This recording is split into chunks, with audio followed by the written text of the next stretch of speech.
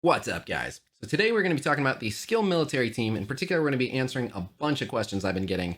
How good is this team? What game modes are they going to be good for? How much should you invest in them? And a whole lot more. So let's get into it.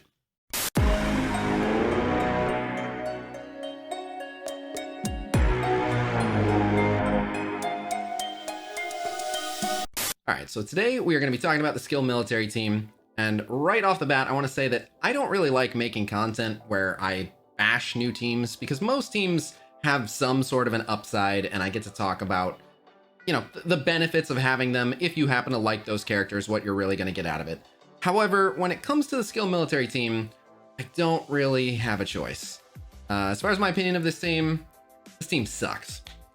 And yeah, I don't get to say that very often, but this team is a major letdown, so we're going to get into why, but I'm very much not impressed. But before I go off on a tangent about how unhappy I am with the skill military team, I do want to mention that Red Guardian is an excellent solo character. Red Guardian is 100% living up to the hype. We rated him God tier on the solo character tier list, and I think that he deserves it 100%. He's been doing absolutely incredible. Red Guardian is the real deal. Regardless of how you feel about the skill military team, I would want a Red Guardian on my roster for sure, just because he has a very unique function that only he fulfills, and he does a really good job of it. That said, though, his team is quite the letdown. They are an above average team, so if you have invested in the skill military team, it's not like you got some garbage trash level team. They are above average, but there's like roughly 30 synergy teams in the game right now. So having a team that's ever so slightly above average, there's not a lot of merit in that. If you're a newer player and you don't have a lot of characters, maybe. But yeah, for most mid to late game players, there's not a lot of value in this team. So that brings us kind of to the next question. How much should you invest in the skill military team? And I would say not much. And that's going to kind of be related to what we're about to talk about, which is what game modes they excel in. But in short, the only way to get good value out of this team is to invest very heavily into them. They are designed to face off against some of the toughest war defense teams in the game, and a lot of people have those teams at really high power levels. So to be able to go toe-to-toe with them, this team is not great about massive punch-ups. They tend to really sit in an area where they like to do punch-acrosses. So you need to bring this team up a lot, and it's a lot of characters that don't have value in other game modes. You're not going to use Mercenary Soldier very much. You're not going to use Punisher very much.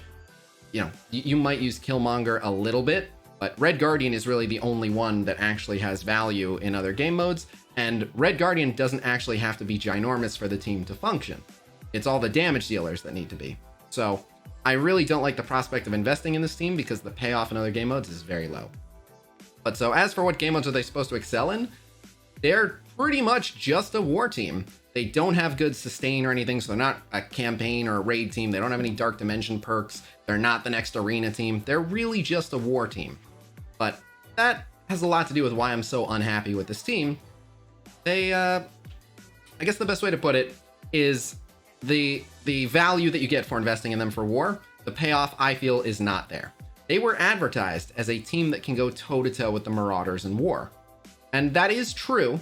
At even power, literally all things equal, in war, they can go toe-to-toe with the Marauders. Unless the Marauders are boosted.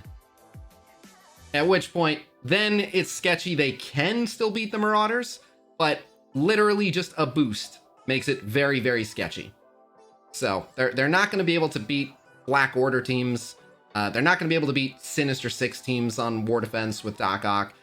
Literally, the only value they have is encountering Marauders and Mercenaries. So we'll talk more about that in a sec, but let me show you what I'm talking about. All right, so this is in PvP, and a lot of people are going to talk about how the match is going to play differently in war. But while the skill military team is going to get a lot of extra damage in war, the Marauders are actually going to get a lot more health. They're also going to get defense up on spawn, and they might even get deflect if they're boosted, which really messes everything up. So hopefully you'll still get that that disrupt that you see there from Yelena. If you don't get that, you're not going to be able to kill Sinister. Then you want to go after Sinister, and you basically get 3 attacks to do so. So you get the Killmonger special, which will either steal the deflects or the defense up if this is in war. And then if it steals the defense up, then Killmonger will clear the deflects, and these next two attacks will hit into nothing. But if it steals the deflect, then that attack will hit into defense up before clearing it, which means that Punisher has to finish off Mr. Sinister with this ability. And while he will get an extra attack, as you can see, they're not even good enough in PvP, all things even, to take out Sinister here. If you don't take out Sinister here, you don't win this matchup. And again, the Marauders are going to gain more health than the skill military team is going to gain damage. So it really messes everything up, especially if you boost the team.